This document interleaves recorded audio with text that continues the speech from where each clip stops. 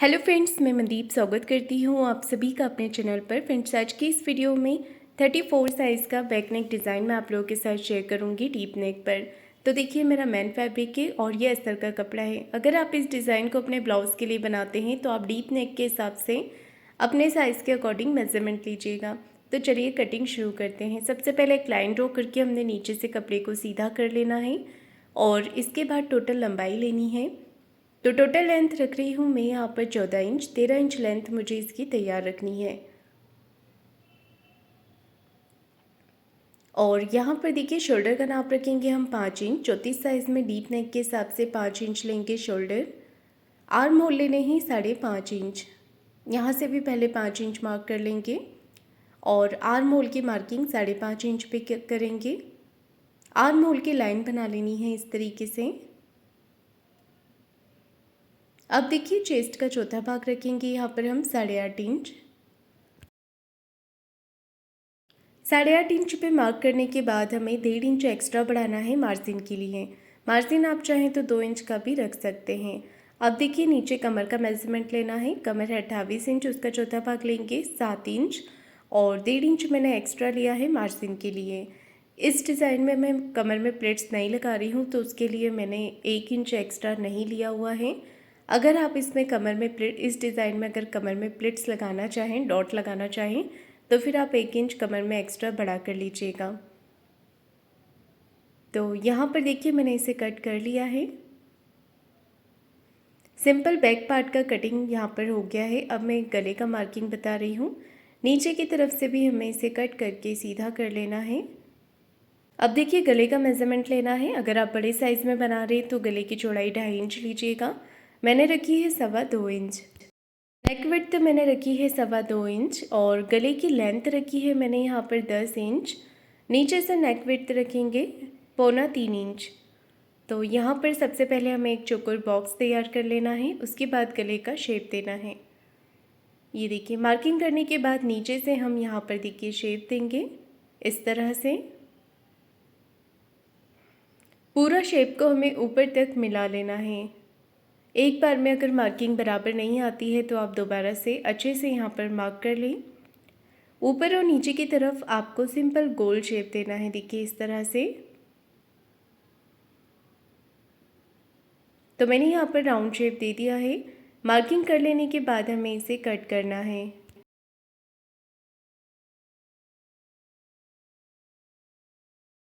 तो देखिए, कटिंग मैंने यहाँ पर पूरी कर ली है। कटिंग करने के बाद हमें इसे मैन फैब्रिक पर रखकर कट कर लेना है। तो मैन कपड़े पर भी इसका कटिंग कर लिया है। और इसके बाद देखिए, अब हमें क्या करना है, यहाँ पर इसे मैन कपड़े के साथ अटैच कर लेना है। तो दोनों तरफ का जो पार्ट है इसे बराबर से रख लेंगे और यहाँ पर सिलाई लगा लेंगे। ये देखिए, इस तरह से हमें पूरे पैटर्न पे सिलाई लगा लेनी है। दूसरी तरफ के पार्ट पर भी सिलाई लगाएंगे। तो सिलाई आपको गले से लेकर नीचे कमर तक लगा लेनी है। और यहाँ पर देखिए, मैंने पेपर पेस्टिंग का यूज़ नहीं किया है। अगर आप चाहें तो पेपर पेस्टिंग भी इसमें लगा सकते हैं। सिलाई लगा लेने के बाद हमें एक्स्ट्रा फैब्रिक गले के पास से कट कर लेना है दोनों तरफ से। फैब्रिक को कट करने के बाद पूरे गले के पैटर्न पे छोटे छोटे कट लगा लेने हैं। ये कट लगाने से गला आपका अच्छे से फोल्ड हो जाएगा। और दूसरी तरफ के पार्ट पे भी आपको थोड़ी थोड़ी दूरी पे कट्स लगा लेने हैं। अब देखिए, इस पैटर्न को पलट करके सीधा कर लेना है। अच्छे से हाथों से कपड़े को बाहर की तरफ निकाल लेना है। ये देखिए, हल्का हल्का आप इसे प्रेस करेंगे तो ये कपड़ा जो है वो बाहर की तरफ आ जाएगा। फैब्रिक को हाथों से फिनिशिंग देने के बाद अब आपको एक कॉर्नर की सिलाई इस पर लगा लेनी है इस तरह से। नेक पे सिलाई लगाने के बाद कपड़े को एक बार हाथ से फिनिशिंग कर देंगे और बाहर की तरफ से सिलाई लगा लेंगे।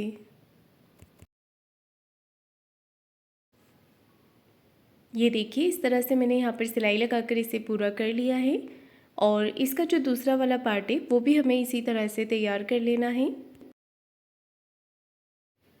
ये देखिए, दूसरा वाला पार्ट भी मैंने तैयार कर लिया है। दोनों पार्ट तैयार करने के बाद अब हमें गले पर लगानी है पाइपिंग। पाइपिंग लगाने के लिए मैंने यहाँ पर कॉन्ट्रास्ट कपड़े में फैब्रिक को कट किया हुआ है, ये देखिए। तो आपको यहाँ पर क्रॉस पट्टी कटिंग कर लेनी है पाइपिंग बनाने के लिए। पट्टी को आपको उरेब में ही कटिंग करना है गले पर लगाने के लिए। और सभी पट्टियों को मैंने यहाँ पर जोड़ लिया है अच्छे से पक्की सिलाई लगाकर। सिलाई लगा लेने के बाद हमने पट्टियों को एक तरफ से फोल्ड कर लेना है। पहले आपको सभी पट्टी को अच्छे से जोड़ लेना है और फिर इसे एक तरफ से फोल्ड कर लेना है। को फोल्ड करने के बाद अब अच्छे से इसे फिनिशिंग कर देंगे। जो भी एक्स्ट्रा फैब्रिक निकल रहा है इसे कट कर लेना है। और अब देखिए पट्टी को नीचे की तरफ सीधा करके रखना है और ऊपर से ब्लाउज़ के पैटर्न को उल्टा रखना है। गले के कॉर्नर पर आपको सिलाई चलानी है। पट्टी को एक पैर का मार्जिन जितना हमें बाहर की तरफ रखना है और इस तरह से नेक पर इसे अटैच कर लेना है। पट्टी को अटैच करने के बाद अब इसे पलट लेंगे अंदर की तरफ और बनानी है इसकी पाइपिंग। तो यहाँ पर देखिए पतली पाइपिंग बनाते जाएंगे और सिलाई लगाते जाएंगे। पट्टी पे आप थोड़ी थोड़ी दूरी पे कट भी लगा सकते हैं जिससे कि पट्टी को फोल्ड करने में आपको आसानी रहेगी। तो इस तरह से आप कट लगा लें और पूरी पाइपिंग बनाकर तैयार कर लें। ये देखिए एक तरफ के पार्ट पर मैंने पाइपिंग लगा ली है और इसी तरह से हमें दूसरे वाले पार्ट पर भी पाइपिंग बनाकर तैयार कर लेना है। ये देखिए दूसरे पार्ट पर भी पाइपिंग लगाएंगे। पट्टी को नीचे सीधा करके रखेंगे और पैटर्न को ऊपर की तरफ इस तरीके से आपको रख लेना है।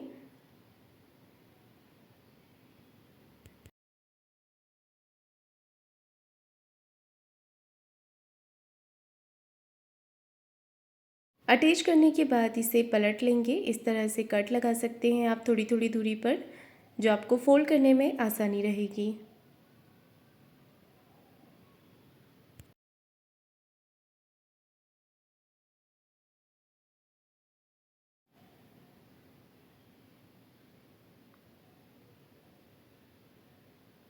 ये देखिए दोनों पार्ट पे मैंने पाइपिंग लगाकर इसे तैयार कर लिया है।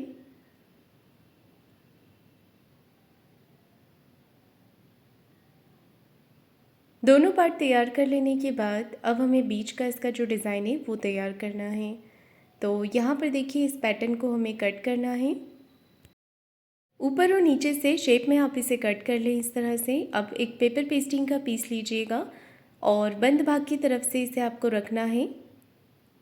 पैटर्न को इसके ऊपर रखने के बाद ऊपर और नीचे की तरफ से मार्किंग कर लेनी है। मार्किंग करने के बाद हमें इसे कट कर लेना है।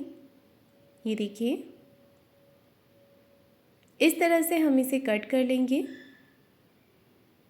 पैटर्न को कट करने के बाद आपको इसे अस्तर वाले पार्ट पर अटैच कर लेना है।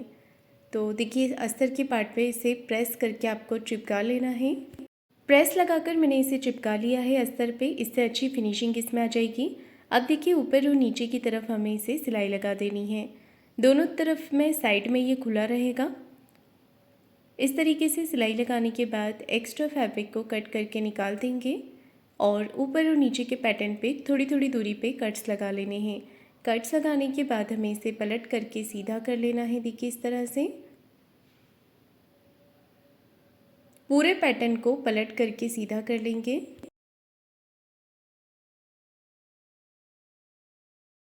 पैटर्न को पलट के सीधा करने के बाद मैंने यहाँ पर फिर से क्रॉस पट्टी ली है।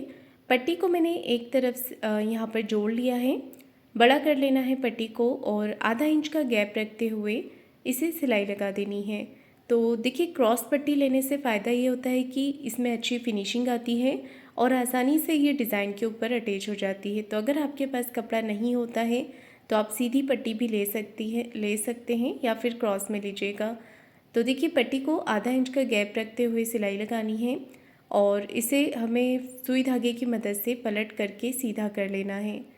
तो पट्टी को पलट के हमें सीधा करने के बाद इसे अच्छे से फिनिशिंग के साथ इस पैटर्न के ऊपर अटैच कर लेना है। ये देखिए मैंने यहाँ पर इसे सीधा कर लिया है और इसे यहाँ पर हमें लगा लेना है। ये देखिए इस तरह से क्रॉस में रखना है आपको, पट्टी को सीधा नहीं लगाना है। थोड़ा सा डिज़ाइन देते हुए हम पट्टियों को यहाँ पर पूरा पैटर्न इसी से कवर कर लेंगे।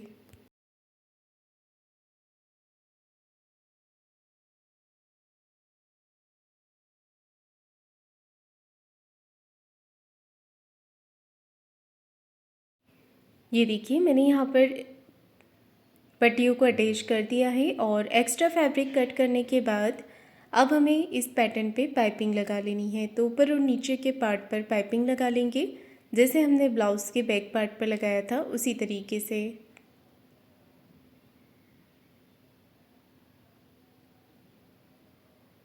पाइपिंग को अंदर की तरफ फोल्ड करते हुए फिनिशिंग के साथ सिलाई लगानी है और नीचे वाले पार्ट पर भी इसी तरह से हमें पाइपिंग को अटैच कर लेना है। तो देखिए मैंने यहाँ पर ये पैटर्न रेडी कर लिया है और इसके बाद हमें नेक के ऊपर लगा लेनी है लेस।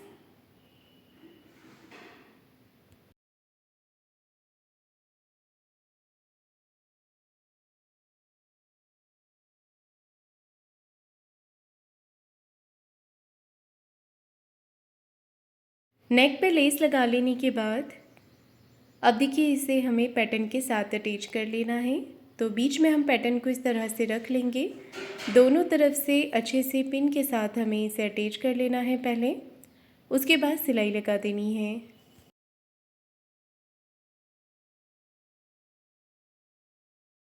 दोनों तरफ से सिलाई लगाकर देखिए इसे अटैच कर लेना है पैटर्न के साथ।